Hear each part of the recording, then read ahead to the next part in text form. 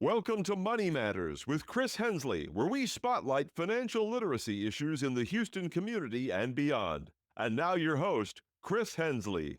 Discussions in this show should not be construed as specific recommendations or investment advice. Always consult your investment professional before making important investment decisions. Securities offered through registered representatives of Cambridge Investment Research, a broker-dealer member FINRA SIPC. Advisory services through Cambridge Investment Research, Inc., a registered investment advisor. Cambridge and Houston First Financial Group are not affiliated. 500 hours. That's how much time one advisor saved just by changing the way they run their meetings. No extra staff, no more clicking through screens, just talking. Today, I'm sitting down with Arnulf Hsu, the founder of GReminders, who built a voice-aware AI system that does what every advisor wishes their tech stack could do. Listen, remember, and act. His system, already in use by top-performing advisors, is freeing up entire work weeks, cutting admin time in half, and making CRMs feel like they actually serve you. But this isn't just about automation, it's about getting your attention back so you can show up fully present in every client conversation. This interview is part of my Digital Kaizen for Financial Advisors series, where we explore the small shifts that lead to big wins. If we've ever wondered what's possible when your tools finally work with you, not against you, this is your blueprint. Arnold, thank you so much for joining us today.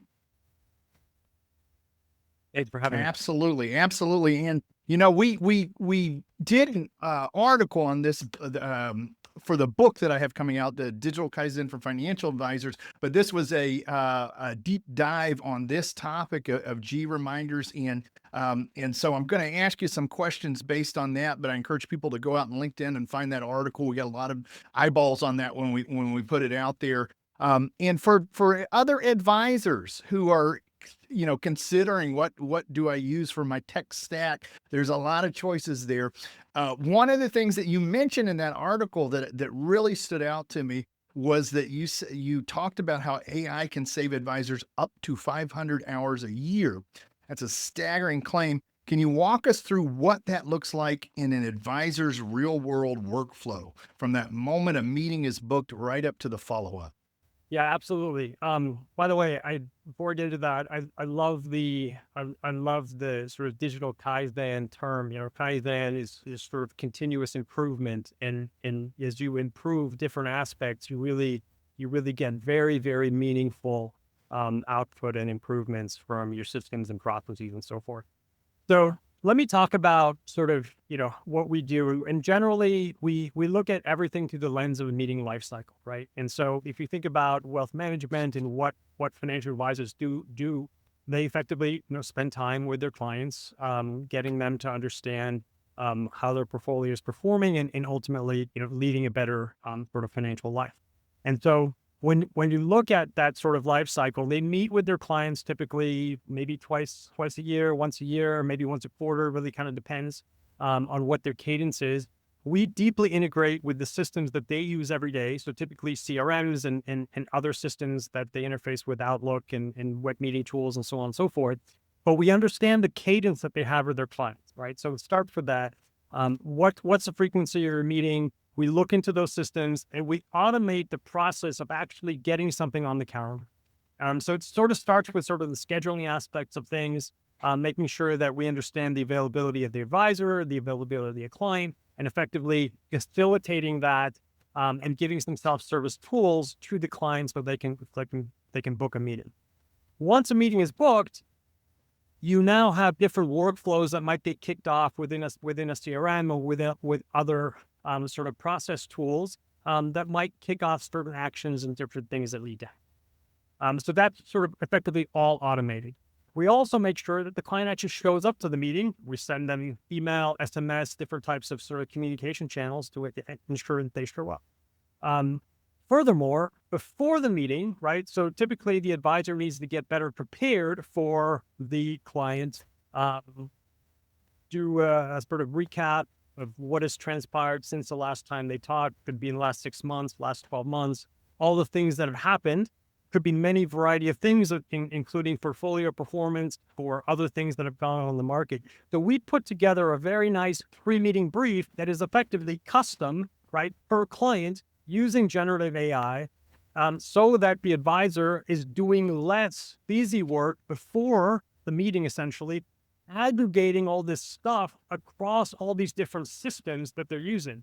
Right. So advisors use 5, 6, 7 different systems, could be custodial platforms, could be financial planning tools, could be notes, could be documents, and so on and so forth, aggregating all that stuff together, providing a better pre-meeting brief, again, leveraging AI and automations. And then once you're in the meeting, actually having the meeting, just like we are today, we have a note taker product that essentially joins the meeting. It's effectively a bot that listens to the meeting, transcribes, and then pulls out summaries, action items. So after the meeting, so the advisor is completely present, right? When they're engaged with the client. And then the system is effectively taking notes. So before, maybe you had a paraplanner or something participate, they're taking notes. You don't need to do that anymore. It's effectively AI is doing that on your behalf. Creates a very nice meeting summary, financial notes. You can lay out sections, customize, et cetera, et cetera. It recommends action items for different people. So you talked about, Chris, go do X, take your RMD, et cetera, et cetera. And then again, pushing all that stuff back into your system of record so that it's effectively all there. And then lastly, we also pre-draft a follow-up email for the advisor in their inbox that's effectively sitting in the drafts folder as a follow-up to the client, say, here's what we talked about, and here are the things that we sort of actioned on. And the advisor obviously can review that, make any changes, and then quickly hit send. So hopefully, with all of those different aspects, you can kind of see, some of the impact on, time back to the advisor. Absolutely. I love it. I love it. Everything that you kind of touched upon here, as an advisor, the idea of it being calendar centric or meeting centric.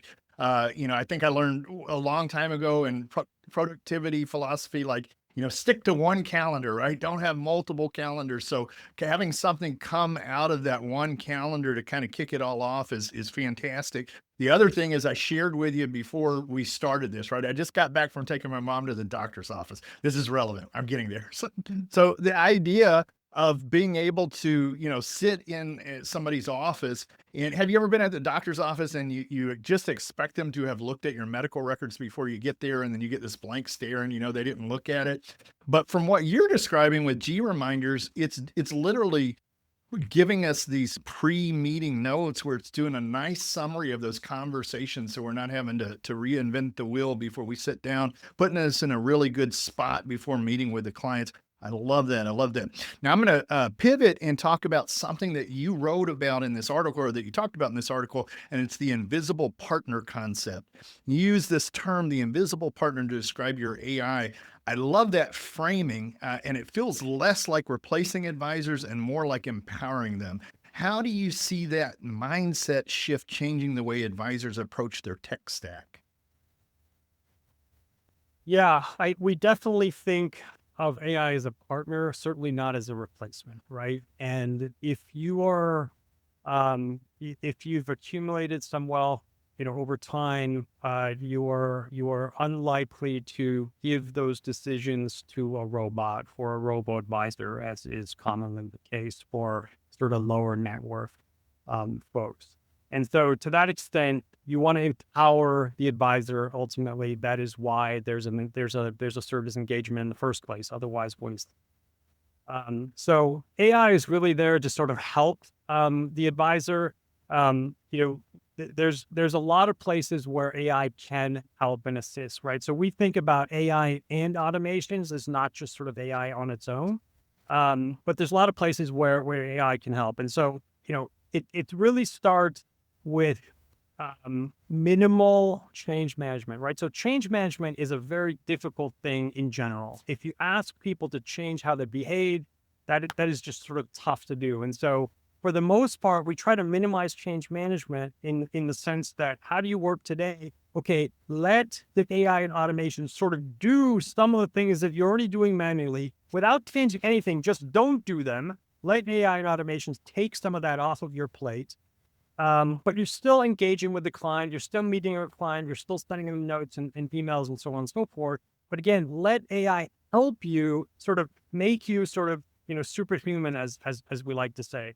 And so for the most part, we've kind of focused a lot on this kind of back office stuff.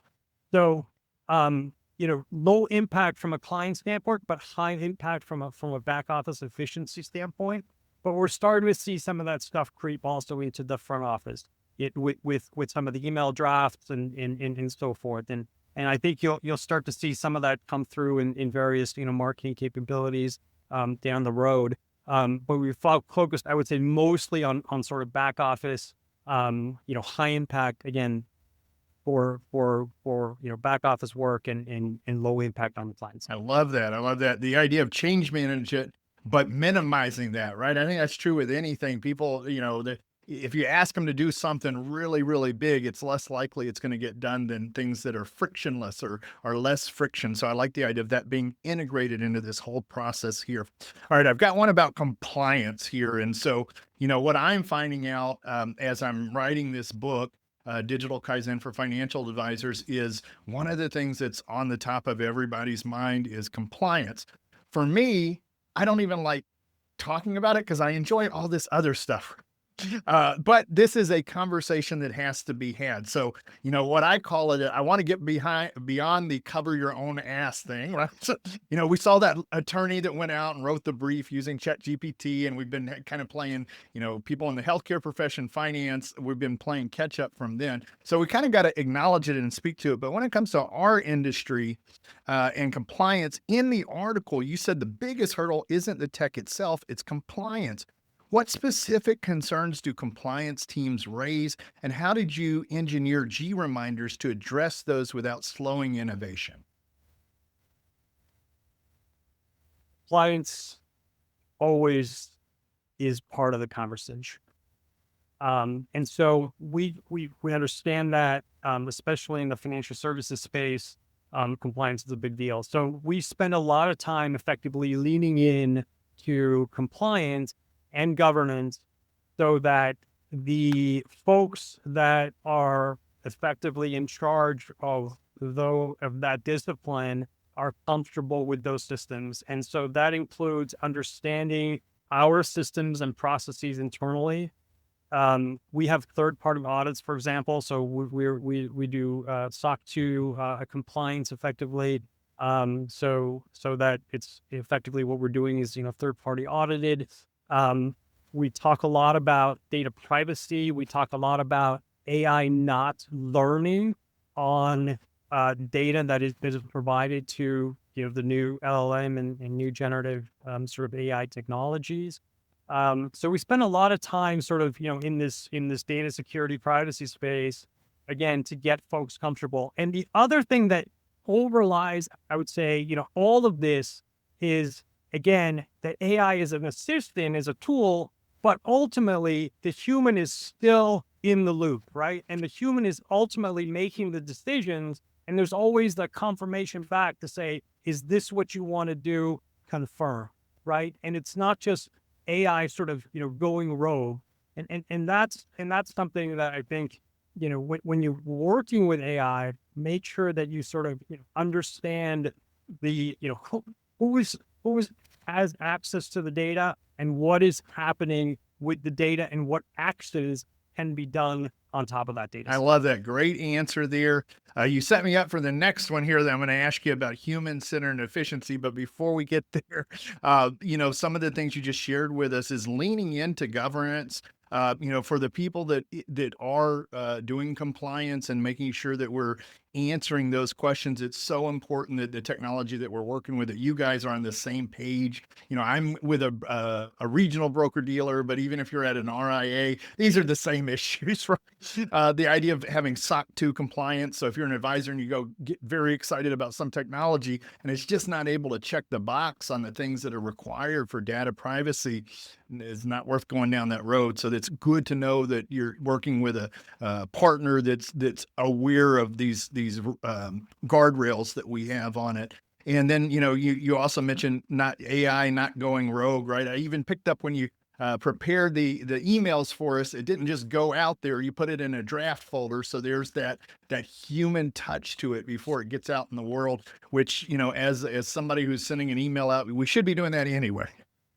So super important. So let's talk about presence. You said AI frees advisors to actually be present with their clients rather than worrying about notes or follow-ups. How does that translate into better outcomes for both sides of the relationship? I think wealth management is it's a high touch, bespoke business. That is why you're engaging financial advisor, for them to understand you, understand your goals, ultimately, to lead a better financial life. And so as a result, you really want to understand your clients. You really understand what makes them tick, what they care about. What are the things that they're trying to achieve. And so in order to do that, you really need to be present. You shouldn't be, writing down notes. And, the human, in fact, cannot write and cannot read and talk or listen at the same time. Like it's actually not possible in our minds. And so you really want to be present. And so to the extent that others, in the past, like I said, maybe you had a paraplanner or somebody else present that was sort of, doing a lot of the sort of administrative work. Now, effectively, AI can do some of that stuff. And those paraplanners, by the way, can now spend time on higher value activities rather than some of the sort of rote admin work. And so, again, we think that AI and automations allows the advisor effectively to be present with their client, which is ultimately really what they should be doing and what they're good at.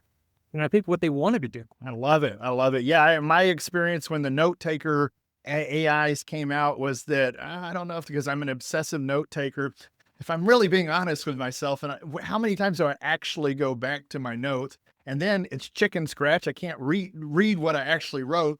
But when I started using the AI note takers, it really does a really good job of capturing the things that are important and even the things you didn't think were important, but you may need to go back at a future time to see. So I really love that aspect of it. Now I'm going to keep moving here because we've got about 8 minutes here before we hit the end of the show here. But there's something that you have in GReminders that's called the Ask and Do Anything feature. That's a powerful feature, but you're also clear about how important context is to its success. How do you ensure that AI's actions are relevant, timely, and safe inside of an advisor's ecosystem? Yeah, good question. So context is everything to a large language model, right? Generative AI. It really is everything. And so the way that we think about context, we think about it in terms of a client record or a household, right? And so we don't actually today, we don't have a general AI assistant, right? So we have effectively an agent or an assistant that sits on top of the household or the client record. And as a result, it's effectively guardrail just on that. And so the client ID, the email, addresses, things like that, things that are sort of effectively, primary IDs or primary keys help with the guardrails as far as what data it has access to and the data that is effectively ultimately powering the responses. And so you navigate to a household and you can ask questions against the entire data set that underlies that particular household. It could be based on past meeting notes. Again, it could be on portfolio performance. It could be on a variety of different topics, but again, guardrailed on top of effectively the client record. And that really, helps significantly. The most difficult thing is building this sort of generalized AI assistant that is fully aware and has federation to, all these different systems. And that's kind of where, you start to see hallucinations or areas of sort of going rogue. So that's kind of how we've guardrailed it today. And again, we'll make evolution over time here. I love it. When it comes to that, the idea of less is more sometimes, and giving it very good context to where it's going to go. by, limiting it by household when you're asking a question, it makes it relevant and it's not going all over the place to track the information down. I love that. I love that idea. That idea of being able to answer from that. And then the idea of just the data set that you're basing it on.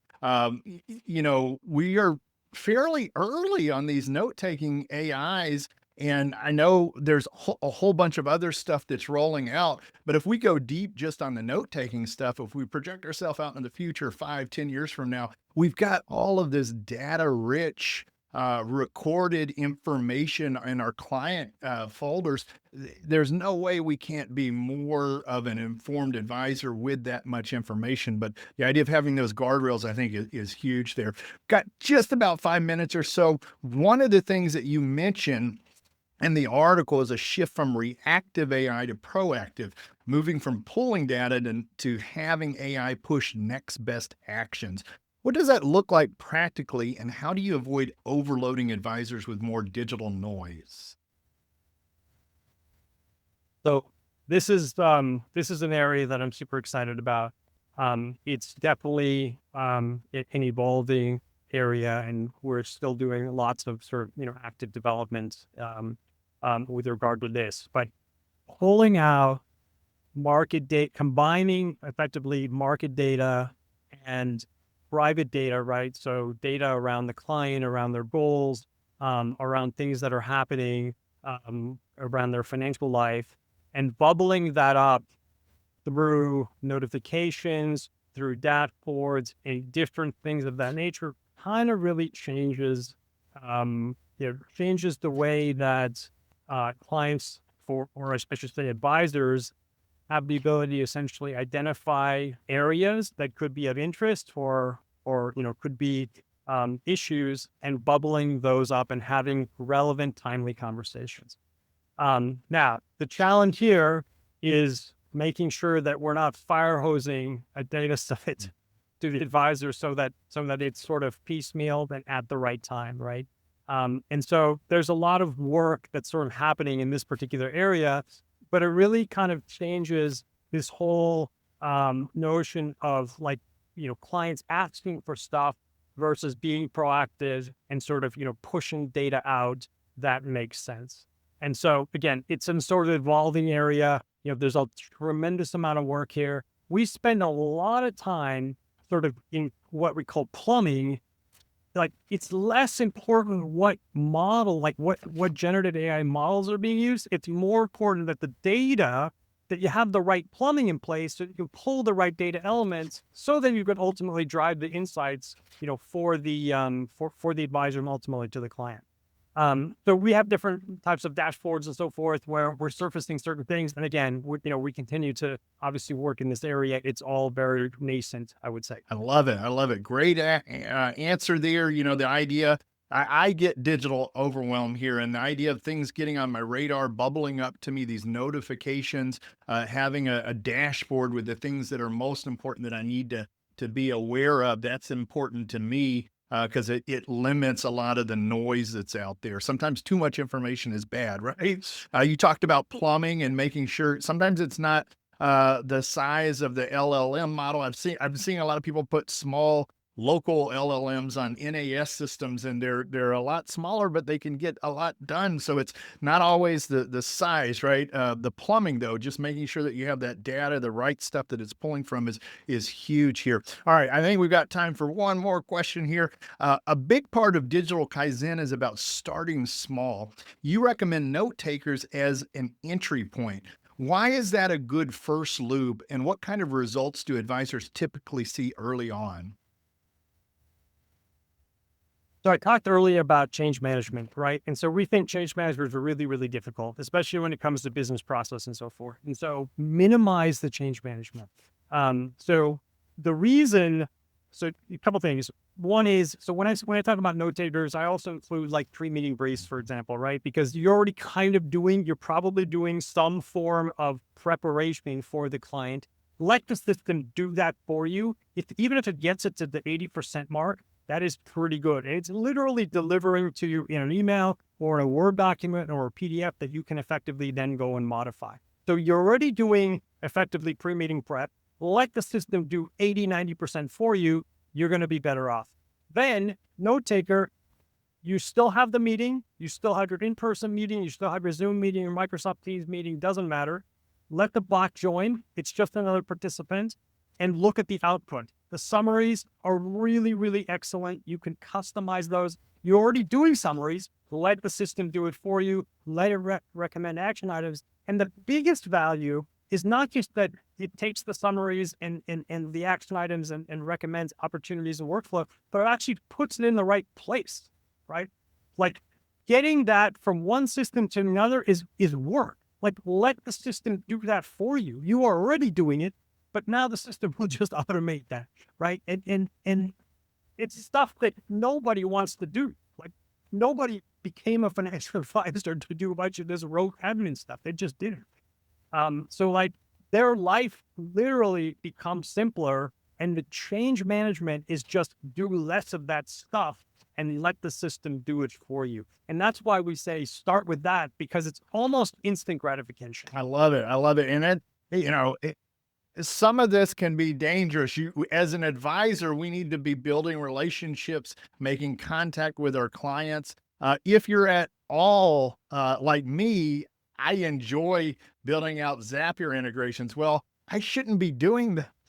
That is a rabbit hole, a time suck, and half the time, 3 hours later, you're like, okay, what the heck am I doing? So if there's something that where these things are already integrated, you mentioned you should already be doing some kind of briefing, but that takes time. And if this is going to show up with something that's already 99% there, and we're having to go back and do a few tweaks, few edits, you're getting good information there. All right, we are right here. I actually got one more question for you. All right, this is the last one here. Imagine we are 5 years out here. Where do you think this is all headed? What's your vision for what an advisor's day will look like in 5 years? And what role does this voice first AI play in the future? So the voice modality is you're interacting effectively with your systems, and voice is sort of underrepresented in general. But I think it's highly useful sort of communication channel over interfacing through a user interface or typing and so forth. So I think voice will be a big part of it. I think you're going to start to see, well, you're already starting to see, but you're going to see more and more processes effectively AI-fied or automated. A lot of the things that are holding things back, really, at the end of the day, we talked about it, is access to data and the plumbing that underlies all this stuff. So getting federated to the different systems that you're using, making sure that sort of AI or automation fabric is actually connected to those systems in a salient way. Those are some of the things that hold it back, and that is effectively all being built out. So I think you're going to see a lot more efficiency gains, significantly more efficiency gains.